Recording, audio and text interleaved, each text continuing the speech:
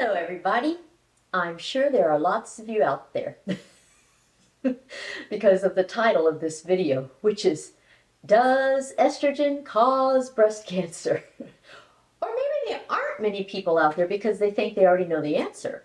Well, this is one of the most convoluted, confusing, upside down, twisted, distorted, and misunderstood areas of breast cancer, menopause, and women's health. So please get everyone you know, both male and female, to watch this video.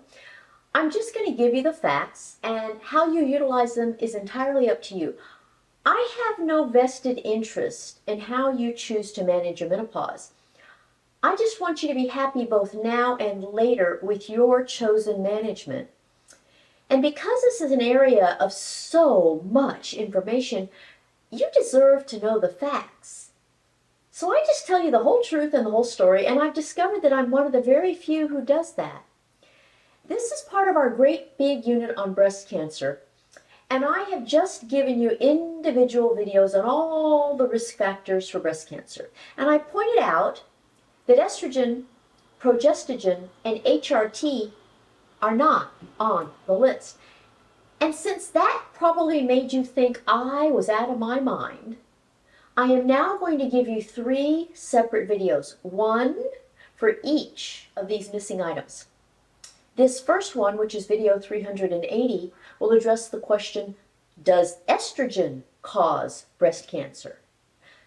The second one, video number 381, will address the question, does progestogen cause breast cancer?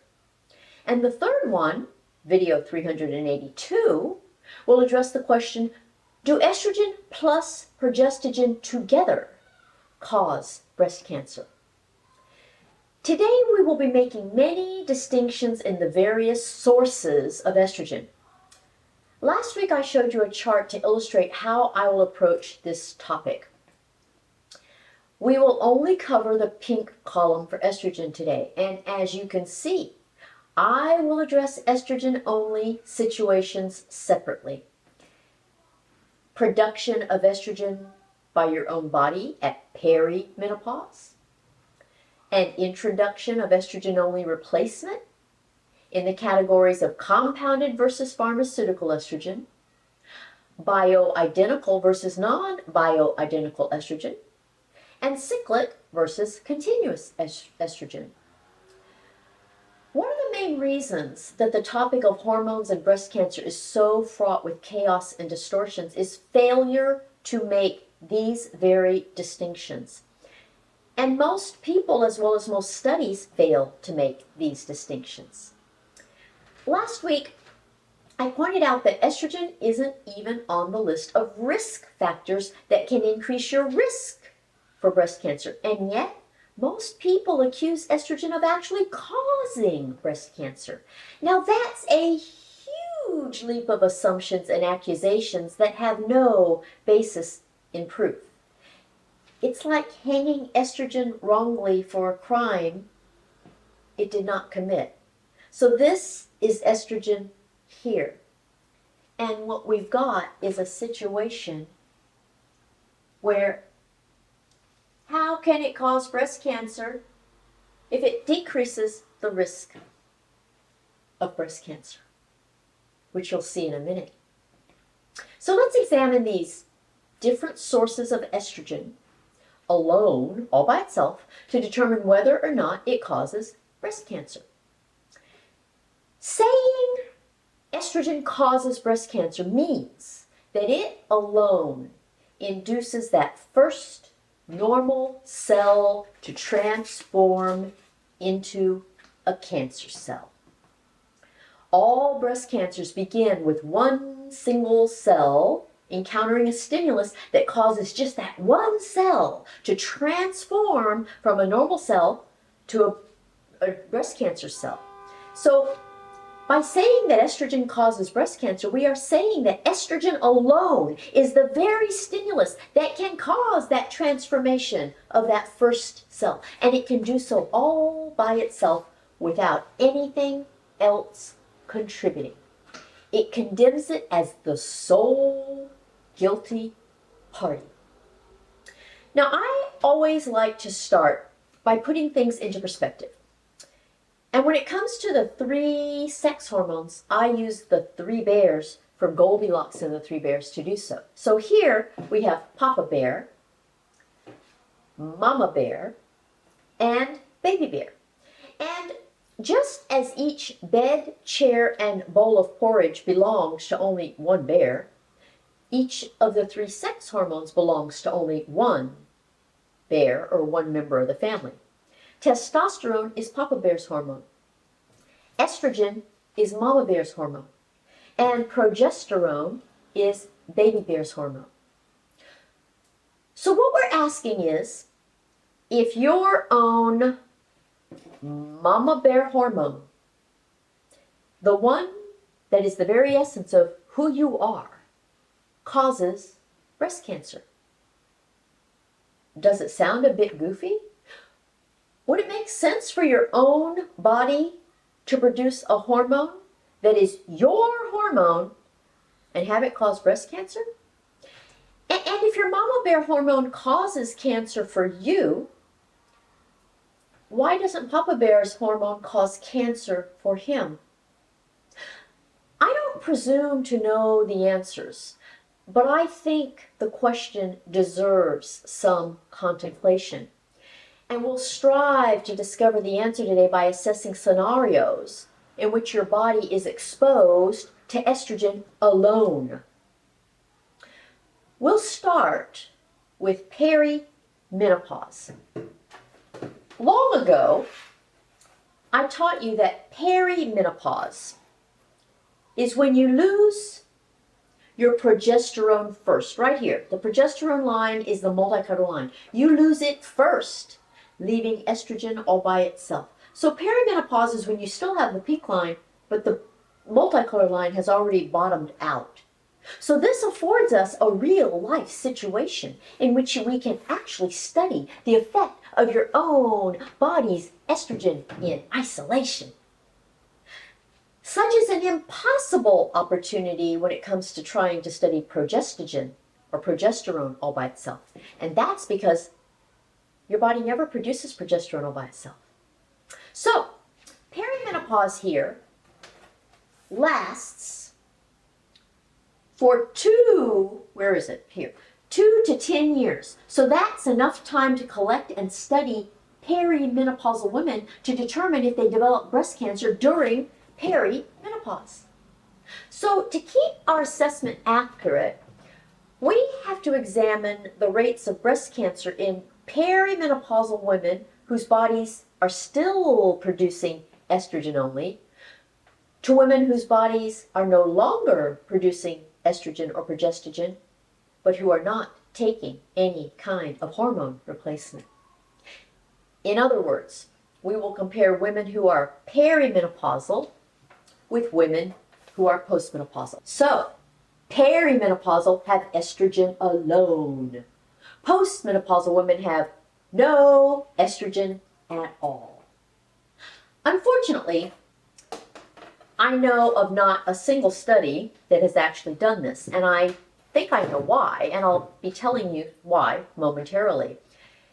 But it seems like such a logical thing for a researcher to do, doesn't it? I mean, it's simple. Either there is naturally occurring estrogen in the body without progesterone, or there isn't. And if you compare the two, it should shed light on whether or not estrogen alone causes breast cancer. But there are inherent problems in conducting such a study. One problem is that perimenopause is a process that occurs slowly over time, years.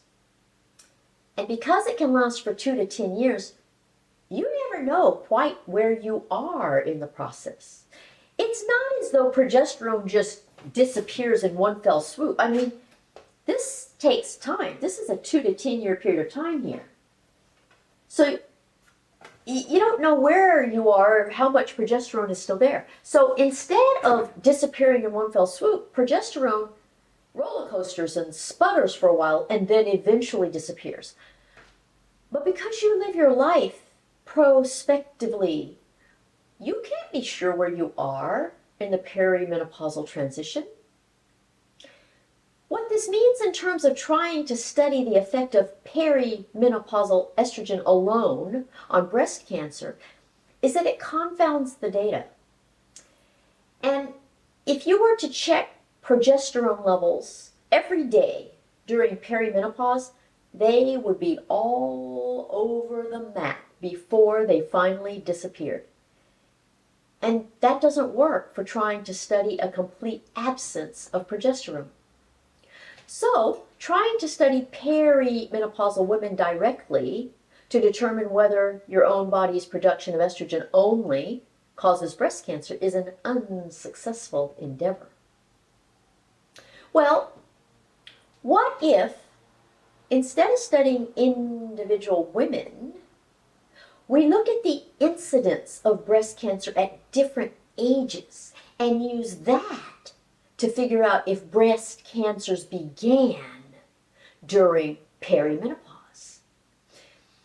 In video number 373 on age as a risk factor for breast cancer, you learned that your risk increases with age. If you break down your risk by decade, it looks like this. From age 20 to 30, it's 1 out of 400. From age 31 to 40, it's 1 out of 252. From age 41 to 50, it's 1 out of 68. From age 51 to 60, it's 1 out of 35. From age 61 to 70, it's 1 out of 27. From age 71 to 80, it's 1 out of 25. And from 81 to 90, it's 1 out of 7. But you also learned that even though your overall risk increases with age, you also lose some risk with age simply because you've avoided breast cancer in all the previous years. So instead of a steadily increasing degree of risk throughout your entire life, your risk of breast cancer actually peaks at about age 75, and then it starts dropping off. So instead of the graphs of breast cancer risk by age looking like this, it looks like this. But at what age do women transition from perimenopause, which is loss of progesterone, to postmenopause, which is loss of estrogen? It's about age 51. So the question becomes, does the timeline between perimenopause, when you have estrogen only, to postmenopause, when you have no estrogen, correlate with that peak incidence of breast cancer, which is age 75? Let's consult our trusty timeline that explains how long it takes a cancer to grow from the first cell that becomes cancerous into a mass that you can diagnose as a cancer. How long does it take to go from here to here?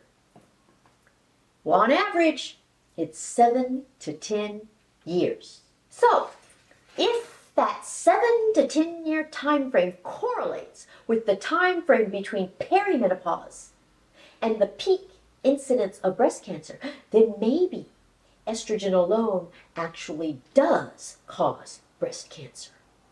But if they don't correlate, you have to scratch your head and admit that the pieces just don't fit. Well, the time frame between perimenopause and the peak age of breast cancer at 75 is 25 years. That's more than twice as long as it takes a cancer to develop. So this argues against the possibility of estrogen only during perimenopause causing breast cancer. Based on that, we shouldn't hang estrogen as the guilty party for causing breast cancer. Well, what about situations in which you introduce estrogen only into your body, as opposed to one in which you study the estrogen your own body produces? So now we're shifting from estrogen production to estrogen introduction. What are some of the situations in which you would introduce estrogen alone without progestogen into your body? In other words, when would you take hormone replacement that consists of estrogen only? Well, I've taught you that you must couple estrogen with progestogen if you still have your uterus or if the endometrial lining inside your uterus is still intact. So the only women who can take estrogen all by itself are women who have had a hysterectomy, which means removal of the uterus, or women who have had an endometrial ablation, which is total destruction of the endometrial uterine lining. So if we study women in these two groups who take estrogen all by itself, it may shed light on whether or not estrogen causes breast cancer. And we will distinguish between compounded versus pharmaceutical estrogen, bioidentical versus non-bioidentical estrogen, and cyclic versus continuous estrogen. So, for the first analysis, if you consult all the research studies addressing the effect of estrogen alone on your risk of breast cancer, what you find is that there are no studies on compounded estrogen and breast cancer, but there are numerous studies on pharmaceutical estrogen and breast cancer. This is due to the fact that these two different industries operate in very different ways. The compounding industry is entirely unregulated, so it does not have to prove anything before marketing a product. So it doesn't conduct studies at all. Unfortunately, much of the general public assumes that the absence of studies means that compounded estrogen has no risks. That's not true. The risks are the same regardless of the industry that produces the estrogen. The difference lies in the fact that the pharmaceutical industry is highly regulated and studies are mandatory before a drug can go to market. So we have many studies on pharmaceutical estrogen alone and its effect on breast cancer, but we have none on compounded.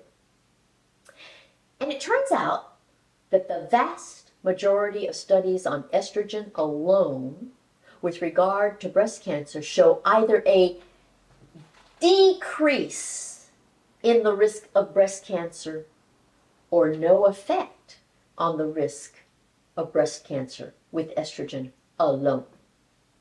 This was true before the WHI study came out in 2002, and it's still true after the WHI has come out since 2002. While you will find a small minority of studies that show an increased risk of breast cancer with estrogen alone, the vast, vast majority show a decreased risk. And most of the increases in risk are not statistically significant, meaning they do not increase the risk by a factor of 3.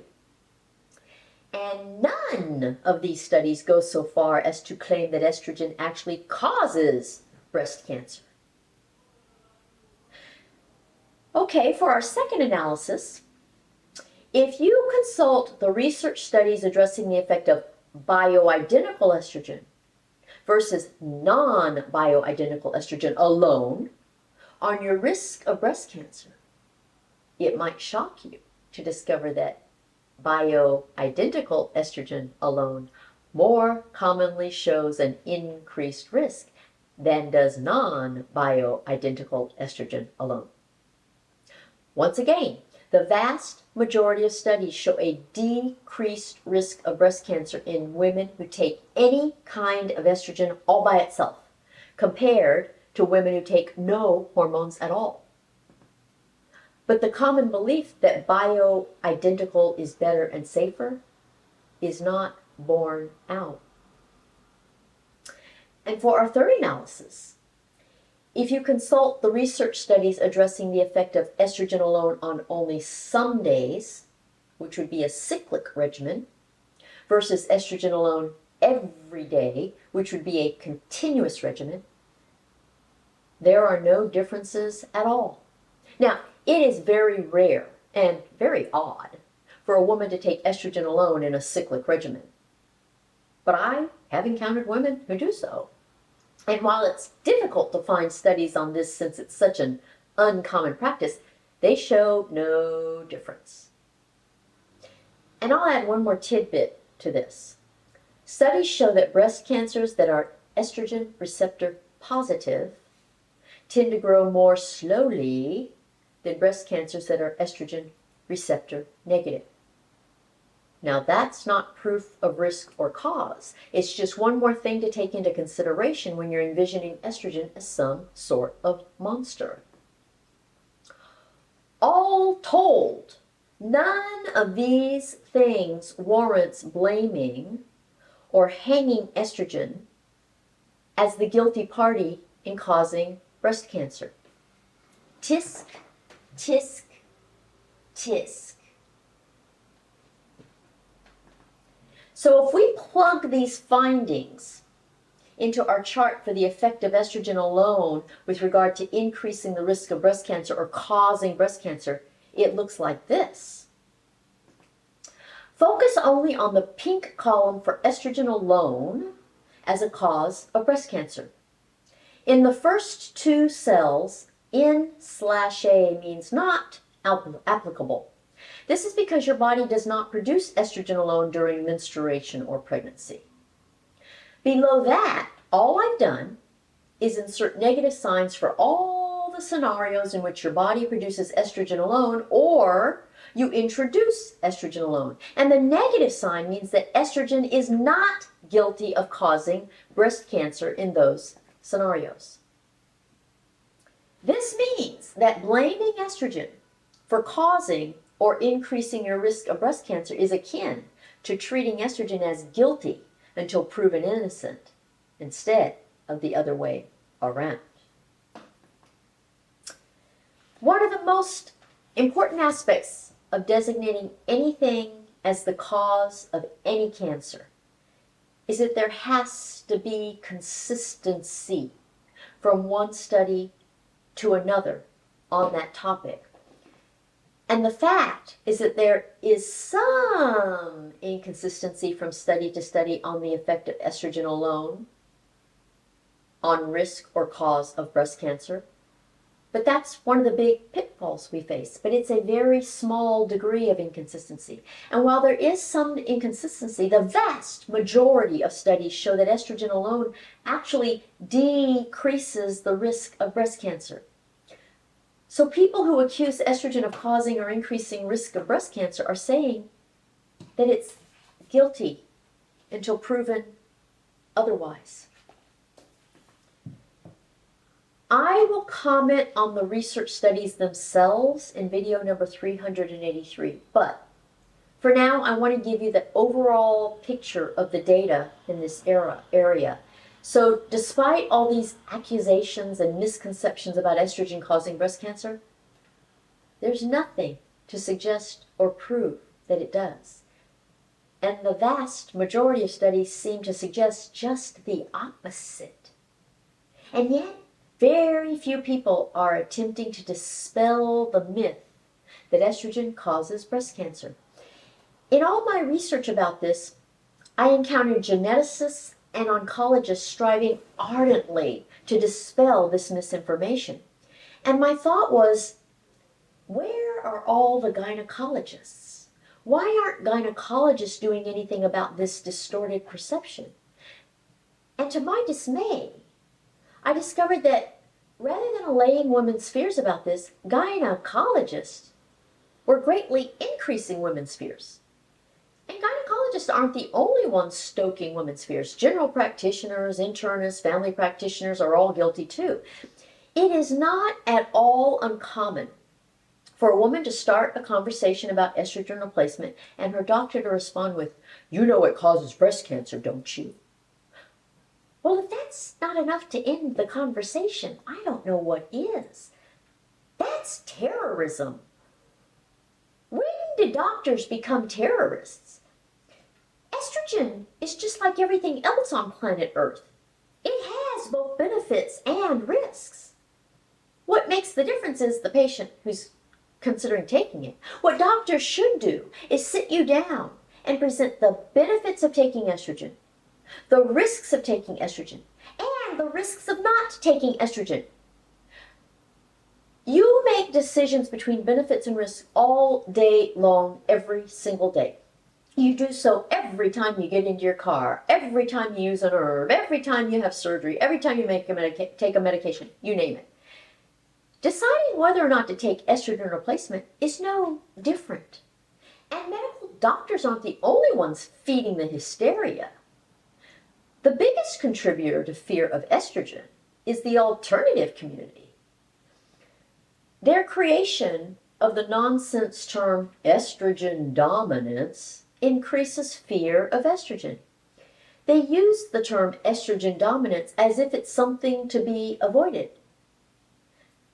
But how in the world can you avoid estrogen dominance if you are Mama Bear and estrogen is your hormone? Would Papa Bear have a problem with being testosterone dominant? Does it make any sense to you? Thinking about all these things in the context of estrogen's effect, or lack thereof, on breast cancer can really help you draw conclusions. Despite all the myths, misconceptions, and terrorism about estrogen causing breast cancer, there is no convincing evidence that it does. And most of the evidence shows that estrogen alone actually decreases the risk and incidence of breast cancer. So the summary for today is, although many people blame estrogen as a cause of breast cancer, there is no convincing evidence from real life or from studies that it is either a risk factor or a cause of breast cancer. In fact, most of the evidence shows that estrogen all by itself actually decreases the risk and the incidence of breast cancer. So there is no reason to hang estrogen for a crime it did not commit. Now, if you want to read some books that will give you the true facts on breast cancer, you should consider reading these. This one is called Estrogen Matters by Avram Blooming, MD, and Carol Tavris, PhD. And this one is called Assess Your True Risk of Breast Cancer, written by Patricia T. Kelly, PhD, who is a geneticist on cancer assessment and counseling. So these are both books that really give you facts and bring up all these issues in a way that will really allay a lot of your fears, actually. So we will forge ahead in the next video, pursuing our quest to find out the real culprit that causes breast cancer. And in the next video, we will examine progestogen alone. If you have burning questions or burning needs, don't wait for these videos. I publish one video each week, and I do not jump around in the subject matter. It could take ages for me to get to the topic of your concern. So don't delay. Just schedule a consultation with me at menopausetailor.me, and that way you'll get precisely what you need, all tailored specifically to you right now.